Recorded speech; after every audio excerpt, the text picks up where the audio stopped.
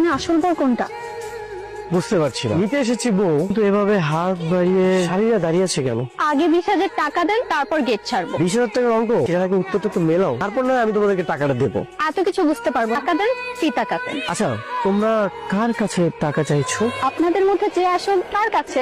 ঠিক আছে, যাও, তোমাদেরকে টাকা দিব। তোমাদেরকে চিহ্নিত করতে হবে এখানের মধ্যে আসল বরকে, তবেই তোমরা টাকা পাবে। মাছেরটাই নাং দুলা ভাই, শরবত খান।